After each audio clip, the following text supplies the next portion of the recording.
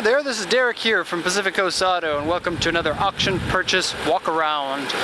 This one, and like so many other ones that we're doing recently, is for a 1990 Nissan Skyline R32 GTR. So we're selling a lot of these to the US, and we currently have a lot of customers looking for them to import into the USA. These are popular now because they're now 25 years old, and so the US can finally get the Skyline GTR that they've been wanting for so long. This particular model has 149,000 kilometers on it. The overall condition of this one really defies the mileage. It was extremely well kept, and it was a very good, it is a very good car. Now, sometimes when you are looking at the auction, and we get this question asked of us a lot, is why do certain cars sell for so much? Why would somebody pay that high of a price for that car? And this really is the answer. And so take a look at the condition of this car and compare it to, I guess, the other videos that we have on the channel. The condition is really good, and the immediate feeling you get from seeing this car and seeing it in person really shows that the condition is above standard. And so let's take a look. 1990, 149,000 kilometers. RB26 twin turbo engine. This is stock GTR engine. Puts out somewhere between 280 to 300 horsepower, depending on how honest Nissan was. The condition of this one seems to be running well, although there is a little bit of a sound. You can maybe not even hear it. Listen to that. And it's the sound of rubber, so like a belt. Now, most likely it's an accessory belt that's not quite lined up to one of the pulleys. Very, very faint. The actual RB26 is a noisy engine, and so a lot of people watch these videos and they're like, wow, that sounds like a diesel. But, I mean, it is noisy. It's noisier on the videos than it is in real life. They just are noisy engines. That's the fact of the matter. Now, this one has, I've never seen this before, but completely shiny throttle body actuators. And so somebody decided it was time to replace their throttle body, and that looks excellent on there.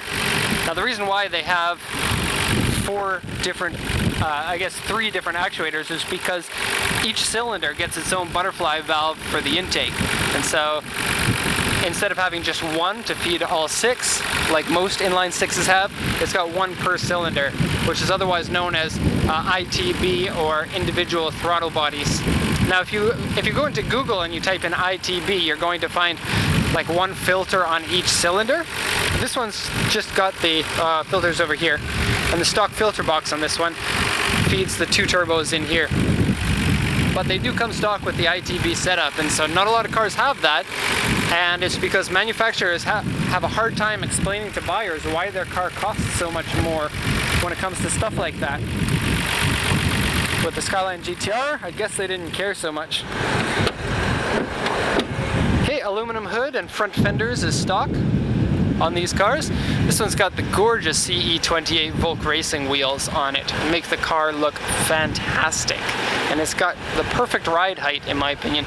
Not too low that all of the normal people will say, your car needs to be stanced, and not too high that, you know, it looks like a stock GTR, because the stock GTR is actually quite tall. This is like a good 1.5 or 2 inch drop. Okay, so let's see what the, let's go to the other side. Used to reviewing Euro cars recently. Put this under the windshield wipers. Okay, so this is what we got from the auction. It says 1990 Nissan Skyline GTR. This is a grade RA. Now, RA means a very light accident, and it does say that the inner panel and the core support have been dented. Now, I looked at it in pretty good detail. I couldn't find any damage to those parts, and so even though I trust what it says on the sheet here, I don't think that the damage is worth mentioning. And I didn't think it would be this windy today, so I didn't put my windsock on. Sorry if the wind noise is annoying. Okay, so no sales points and no notes, which is pretty weird. I guess the seller didn't want to mention all of the awesome things about the car, like the brand new steering wheel that it has, and the dash having almost no bubbles in it. Anyways, this is what it says. Front inner panel dented, core support dented, dashboard has glue marks on it. Aftermarket exhaust, lowered, aftermarket wheels, aftermarket stereo, aftermarket driver's seat, which is actually a really interesting seat, and bumper modification holes. So the inspector probably doesn't understand what the Nismo front bumper is on this car. If you look on here, there's W2, W2, W2, W2, W2. This is a repainted panel. The repaint on this car is pretty high end compared to most repaints, but it has been done, so it's marked. Otherwise, U1, very small dent. A1, very small scratch. There is a U2 here, and so that's on the left side skirt. Let's go take a look at that. On the underside. For those who don't know, this is a Nismo side skirt. Different from the standard one, and you can see it's dented right here at the frame rail. But not the frame rail, the pinch seam. The frame rail is under there, and that's fine. Okay, that doesn't destroy the aesthetics of the car, and so let's take a look at that.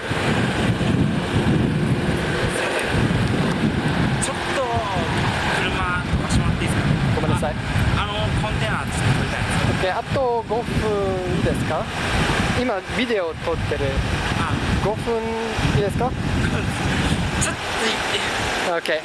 はい、ちょっと待って。Okay, he needs to move a container, so we're actually going to drive the car away. On video, we usually don't do this, but this is how we're going to do it. Now watch me stall the car. Okay, I don't know where I'm going to drive it to. Kind of a strange video here. Brakes feel good, clutch feels good. Now I know a lot of people in the comments are going to be like, wow, you should do that to every car, but the fact of the matter is that my report takes an hour per car as it is, and so adding anything to the report is pretty difficult to justify when we're a company that also has to make money. Okay, where should we drive this to? Doo-doo-doo.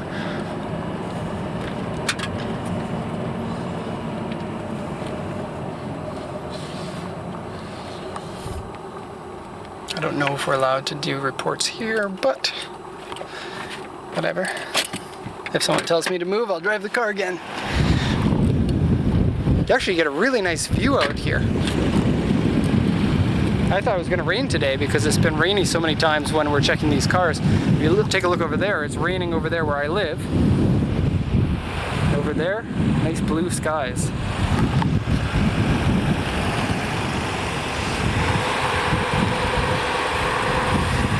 Okay, so unless you look really close at the repainted panels, you can't notice that they've been repainted.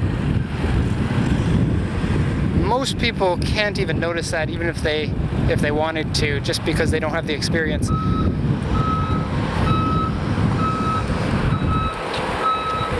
Love those wheels, and I will mention those are brand spanking new tires that came on it, and so lucky $800 tires. They are a Potenza S001, which I don't know the cost of them in the US, so I might be wrong on that, but a set of high-end tires, 245s I think, all around, by 18, and these are 9.5-inch wide rims front and back, and they are in 9.5 out of 10 condition, and so super lucky on that one. We did pay above average for this car, and I won't say exactly how much because this is somebody's car and they might not want me to tell that. But this one was on the higher end of the scale, and GTRs are changing in price all the time, and so telling you exactly how much this one was won't necessarily tell you very much about how much you can get one for. Skylines in general, the R32s, don't buy ones that are less than about 1 million yen at auction. 1.2 is even pushing it, and the good ones are about 1.4 to 2.5, and anything over 2.5 is super amazing.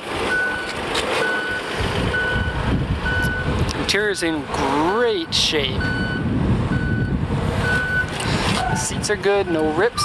Now the aftermarket seat is actually a Nismo, or Nismo as it's actually pronounced, seat. But it's the exact same as the regular seat, aside from different colors. So if you take a look, it's got red stitching, and then it's got a dark insert in the center instead of the light insert of the regular seat. Back seats are in good shape, and it looks like an aftermarket air purification or purifying unit. That might be a factory option, and if it is, then that's the only one that I've ever seen, and we've sold handfuls of these cars. Stock wing, Nismo optional wing, and the front bumper is a Nismo bumper. I don't know, I didn't mention that. The Nismo bumper has the rectangular air vents to give you more air for your intercooler. Otherwise it's the same. These headlights are the standard projector headlights. You'll notice that some of them are projectors and then some of them don't have the projectors. The GTRs without the projectors, those are called N1 headlights. They're brighter and lighter and rarer than your regular ones, and so everybody loves them. Okay, that steering wheel, spanking new. It's amazing because so many of the GTR steering wheels are all tattered. Old Nismo logo, so that's cool. Go sit in here. Engine response is a little bit stumbly at the low RPM, which is a common problem with this car. Could use a tune-up.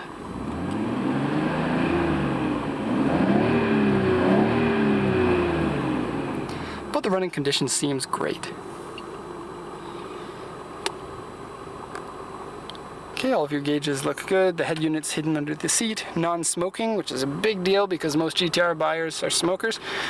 The dashboards always bubble up, but this one has only 2 tiny bubbles there.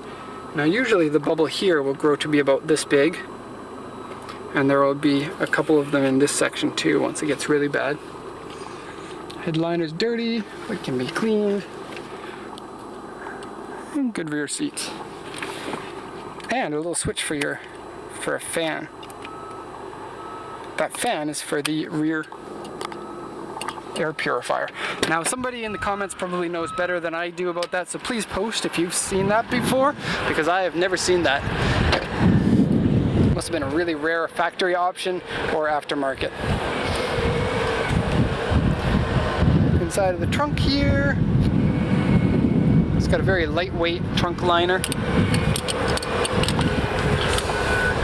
And spare tire. DVD player in here with wires and stuff. And actually, let's take a look at this. This is the air purifier box. It looks like it, yeah, it says Nissan on it. Wow, lucky option there. Okay, so for a car with almost 150,000 kilometers on it, you really can't ask for more than this car. It's really quite a good looking car all around. It's pretty much the Skyline R32 that I would go with if I were going to get one. Which I'm a dad with a family, and so a car like this isn't ideal. But one day maybe. I guess the R32s are going up in price and they're never going to be as obtainable as they are now, and so now's the time to buy one if you want one. So that's going to be the end of the video. Post on the comment section. Subscribe if you haven't done so already. Complain about the wind noise if you want, because it's starting to blow on me even more now. Check us out on Facebook. We're not on Instagram because I don't really know how to use that. We're semi on Twitter, which means that all of my Facebook posts go onto Twitter automatically, but otherwise I don't check it. And that's going to be the end of the video. Thanks a lot, and have a good day.